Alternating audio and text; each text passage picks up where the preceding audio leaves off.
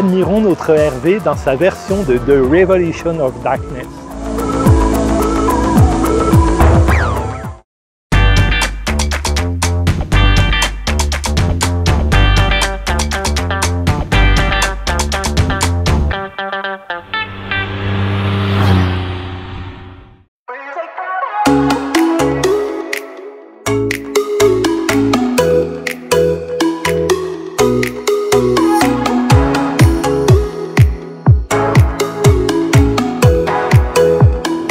Hervé, je te salue. Salut Arnold! On salue tous les gens qui nous suivent par la même occasion. Oui, motard du Québec et d'ailleurs. Bienvenue. Et voilà, c'est fait. Alors tout de suite, Hervé, on y va. Flop, top ou wow? Avec l'esthétique de la MT-09 SP 2021. Wow, ben l'esthétique, écoute, on est dans le hyper naked avec vraiment minimaliste. J'aime les couleurs, j'aime la fourche, j'aime le gaz du réservoir d'essence aussi, avec les petites ailes. Tout me plaît sur cette photo, Arnold, tout me plaît, point de vue. La seule chose, point de vue look, on en a parlé un petit peu, c'est le pot d'échappement. Là, par contre, quelle horreur, le toaster en dessous de la moto, vraiment, c'est un peu décevant. Alors moi, tu vois, du côté esthétique, je suis complètement à l'opposé de toi. Okay. Je déteste à peu près tout sur la moto. Non, c'est pas vrai. Déjà, les nakes, j'aime pas. C'est pas mon style de moto. Donc, ben, c'est ça, c'est pas ça. En plus, hyper dépouillé comme ça. J'ai beaucoup de difficultés. J'aime pas voir tout l'intérieur de la moto. Tu vois les couettes de fil. Tu vois... visuellement, j'aime pas beaucoup ça. L'optique en avant, il était très beau sur la MT-03, mais je trouvais que les yeux de la MT-09 de 2019 étaient beaucoup plus agressifs, beaucoup plus punchés versus cet œil de cyclope. Donc, je la trouve visuellement moins belle.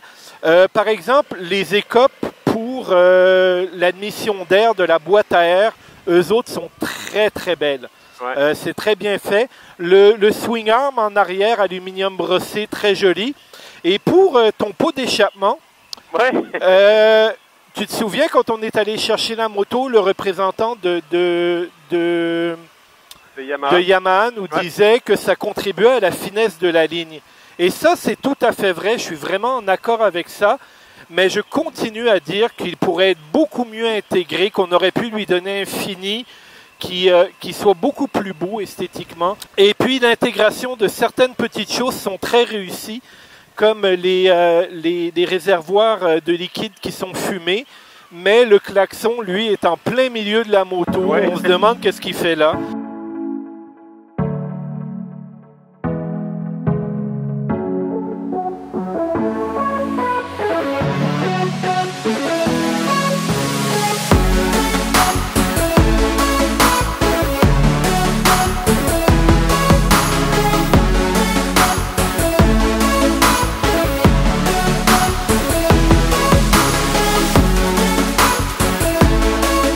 Le moteur Hervé, c'est flop, top ou c'est wow?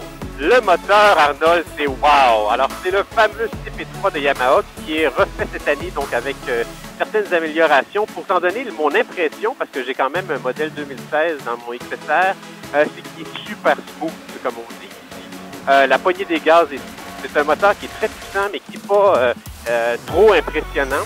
Et comme tu sais, moi, j'aime beaucoup la conduite urbaine. Et donc, c'est toujours le CP3, c'est toujours un moteur que j'aime bien, et celui-là particulièrement, parce qu'il est doux en ville et qu'on a beaucoup de puissance en bas régime. Ce qui fait que la conduite urbaine n'est pas plate, là, comme avec un modèle, par exemple, plus fort, qui prendrait qu'on aille dans les hauts régimes. Donc, vraiment, un moteur smooth, une belle puissance linéaire, puis ce petit grognement de CP3 que j'adore. De mon côté, je vais y aller avec un wow. Un wow, wow, wow. Alors, les 50 cm3 et le couple revisité nous donnent de l'onctuosité, nous donnent de la facilité à la poignée. Quand on veut avoir des belles grandes courbes agressives sur les chemins de campagne, on peut se le permettre.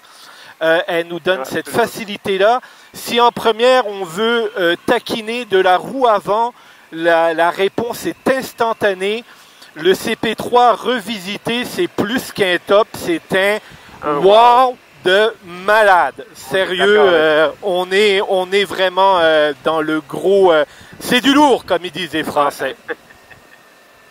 Maintenant, Hervé, qu'on a fait nos 2 premiers points en ville, on va aborder les 2 prochains points ultérieurement parce qu'on s'en va s'amuser à la campagne.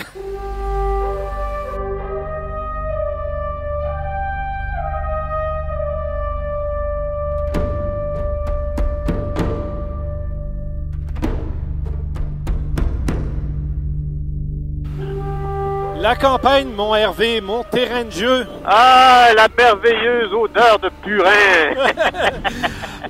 Tout de suite, on continue dans notre petite tribulation avec un flop, un top ou un wow au niveau de la maniabilité. Oh, la maniabilité. C'est une des motos les plus maniables, sinon la plus maniable qu'on ait essayé cette saison. Je pense que c'est une combinaison de la suspension all-in derrière, les centrales inertielles. En tout cas, c'est une vraie joie à manier. Tout à fait d'accord avec toi. C'est un gros wow.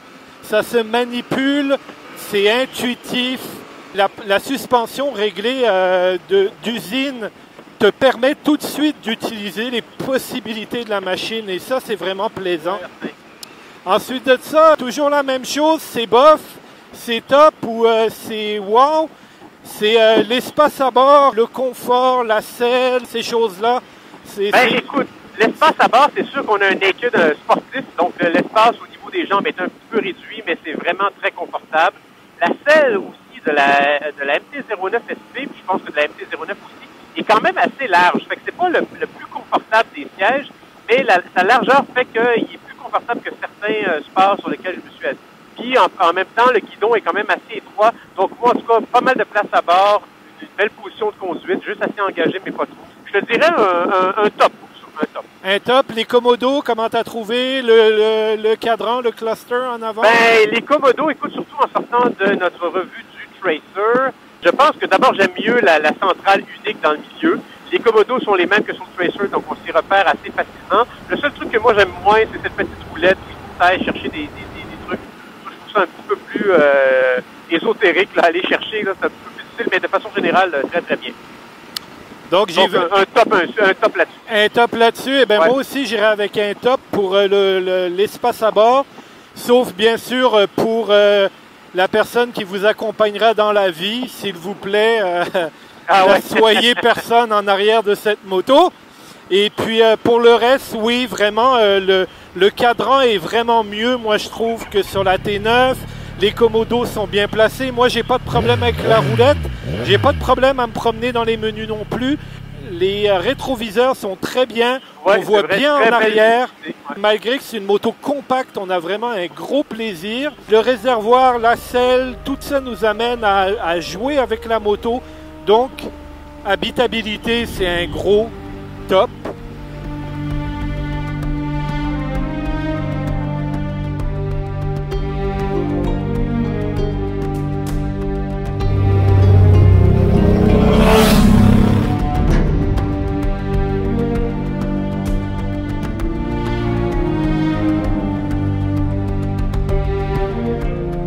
On y va avec la conclusion, Hervé. Allons-y. Donc, Yamaha MT-09 SP 2021.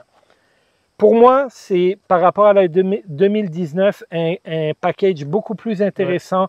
C'est souple, c'est maniable, le moteur est engageant, il est toujours aussi vivant, sinon plus. Il y a du punch de la reprise, il y a une sonorité qui est très bien malgré la grosse casserole en dessous. Sincèrement, on est sur une machine très aboutie et qui livre le meilleur qu'elle peut livrer. De ton côté, toi, c'est la première fois que tu allais sur une MT-09?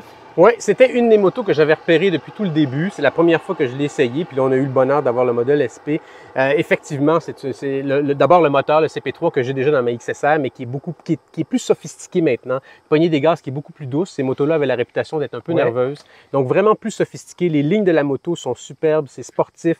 J'aime, bon, évidemment, les suspensions all-in où la couleur donne ce petit plus-plus.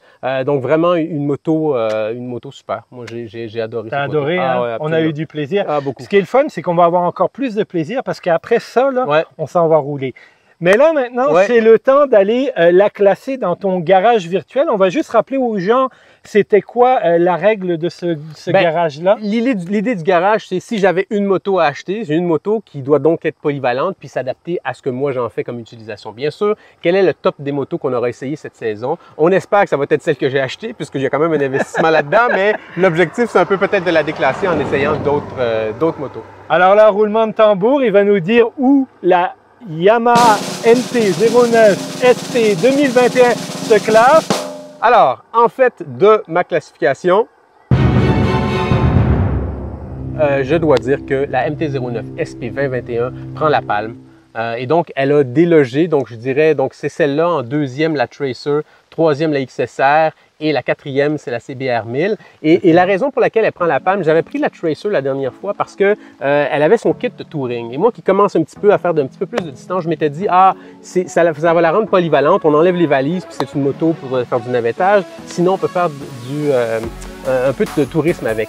En conduisant celle-ci, qui est un peu plus le fun, qui est un peu plus pépé, qui est un peu plus toute, je me dis, je pense que je préférais laisser faire le windshield, mettre des bagages, puis m'en servir pour faire des trucs touring courte distance, que je fais déjà, mais en gardant le fun plus sportif. Donc, pour l'instant, MT-01 numéro 1. OK, puis la pluie est en train de nous déloger, fait que, on va en profiter pour dire au monde que c'est comme d'habitude, si vous avez aimé la vidéo, on like, on partage, on s'abonne. On vient nous rejoindre sur les réseaux sociaux comme d'habitude. Vous nous laissez vos commentaires qui sont toujours très appréciés. Et puis oui, il pleut et ça fait partie de la vie des motards. Et la bonne nouvelle, c'est qu'on va avoir moins chaud. Il fait 30 degrés, donc on va en profiter. Salut tout le monde!